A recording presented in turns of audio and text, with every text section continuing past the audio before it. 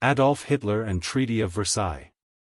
The impact of the Treaty of Versailles on Germany and the public reaction.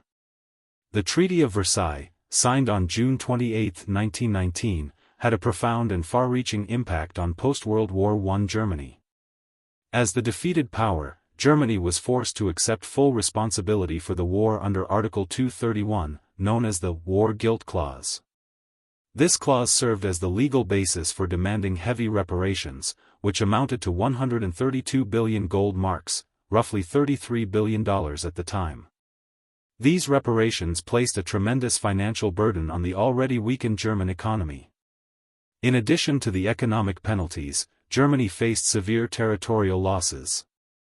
The country was stripped of valuable territories such as Alsace-Lorraine, returned to France, parts of eastern Germany, given to the newly created Poland, and all of its overseas colonies.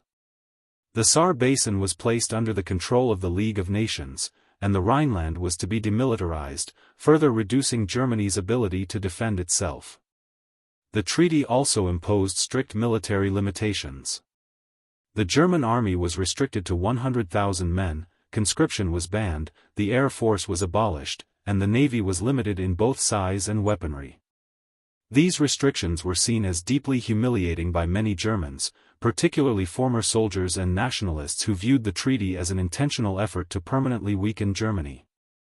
The combined effects of economic hardship, territorial disintegration, and military humiliation led to widespread anger and resentment among the German population. Many Germans felt that the treaty was not just harsh but fundamentally unjust, especially since the war had ended with an armistice rather than an outright defeat on German soil. The Weimar Republic, which signed the treaty, quickly became associated with national shame and betrayal, earning it the nickname, the November Criminals. This atmosphere of discontent provided fertile ground for extremist ideologies to take root. The people longed for a strong leader who would restore Germany's former glory and reverse the perceived injustices of Versailles. These sentiments played a crucial role in the rise of Adolf Hitler, who capitalized on the national frustration by blaming the treaty for all of Germany's problems and promising to defy it. Hitler's political rhetoric and propaganda against the Treaty of Versailles. Adolf Hitler's rise to power was deeply intertwined with his relentless criticism of the Treaty of Versailles. From the very beginning of his political career, he recognized the widespread resentment that the treaty had generated among the German people. He skillfully used this resentment as a tool to rally support, shape public opinion, and fuel nationalist fervor. In Hitler's view, the Treaty of Versailles was more than just a political agreement, it was a national humiliation. He repeatedly referred to it as a diktat, a dictated peace forced upon Germany without negotiation or fairness. He portrayed the treaty as an intentional effort by the Allied powers to cripple Germany economically, territorially, and militarily. In his speeches and writings, especially in his infamous book Mein Kampf, Hitler blamed the treaty for the suffering of the German people, the collapse of the economy, and the loss of national pride. Central to his propaganda was the idea that Germany had not truly lost World War I on the battlefield, but had been stabbed in the back by internal enemies, primarily Jews, communists, and the democratic politicians of the Weimar Republic. This stab-in-the-back myth, Dolchstoßlegende, became a core element of Nazi ideology, and Hitler used it to argue that the Treaty of Versailles was not only unjust but also based on a lie. At Nazi party rallies, in newspaper articles, and on the radio, Hitler and his propagandists hammered home the idea that Germany could only regain its rightful place in the world by destroying the Versailles system.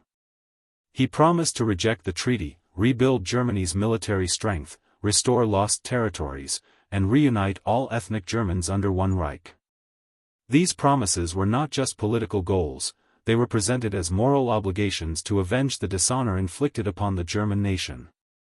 The Nazi propaganda machine, led by figures like Joseph Goebbels, played a critical role in spreading this message to the masses.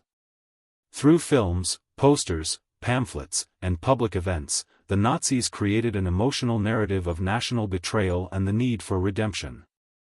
The Versailles Treaty became a powerful symbol in their storytelling, one that embodied all the pain, injustice, and decline that Hitler claimed he would reverse.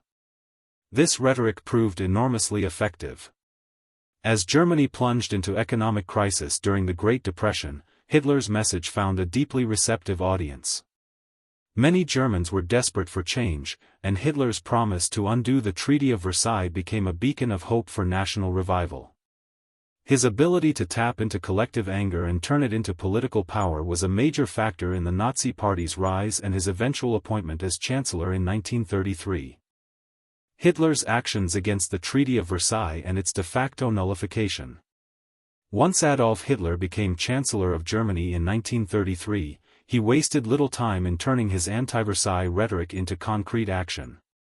His long-standing denunciation of the Treaty of Versailles now transformed into an aggressive foreign policy aimed at dismantling the post-World War I international order and restoring Germany's power. Step by step, Hitler violated the treaty's provisions, daring the Allied powers to intervene, and when they didn't, he grew bolder. One of Hitler's first major acts of defiance was launching a secret rearmament program. Although the treaty had severely limited the German military, Hitler ordered the expansion of the army beyond the 100,000-man limit, rebuilt the Air Force, Luftwaffe, and increased naval production. This rearmament was initially done in secrecy, but by 1935, Hitler publicly announced the reintroduction of conscription and the formation of a new German army, openly violating the treaty. The lack of significant reaction from Britain and France signaled to Hitler that he could push further. In 1936, Hitler took another major step by remilitarizing the Rhineland, a region that was meant to remain demilitarized under the terms of the treaty to serve as a buffer zone between Germany and France. German troops marched into the Rhineland unopposed, despite the fact that this move was a direct violation of both the Versailles Treaty and the Locarno Pact. Again, the Western powers offered no military response. This emboldened Hitler and convinced him that the Allies were unwilling to enforce the treaty or stop his ambitions. Hitler's most dramatic violations came with his territorial expansions. In 1938, he orchestrated the Anschluss, or annexation of Austria, effectively uniting Germany and Austria into a single nation, a clear breach of the Versailles Treaty, which explicitly forbade such a union. The following year, he turned his attention to Czechoslovakia. Using the presence of ethnic Germans in the Sudetenland as a pretext, Hitler demanded the territory be handed over to Germany. At the Munich Conference in 1938, Britain and France agreed to the demand in an effort to avoid war, a policy known as appeasement, and Hitler seized the Sudetenland. In March 1939, Hitler broke the Munich Agreement and invaded the rest of Czechoslovakia, showing the world that he would not stop at reclaiming ethnically German lands. His goals were far more expansionist. By this point, the Treaty of Versailles had been effectively dismantled in practice. Hitler had rebuilt Germany's military power, reclaimed and expanded its territory, and faced virtually no resistance from the international community. His success in defying the treaty not only elevated his popularity at home but also shattered the credibility of the post-World War I peace settlement. These actions directly undermined the fragile balance in Europe and pushed the continent closer to another devastating conflict. Hitler's invasion of Poland in September 1939, which finally triggered World War II, was the culmination of years of systematically eroding the restrictions imposed by Versailles. By then, the treaty was no longer a binding force, it had been rendered meaningless by a combination of Hitler's aggression and the failure of other powers to confront him.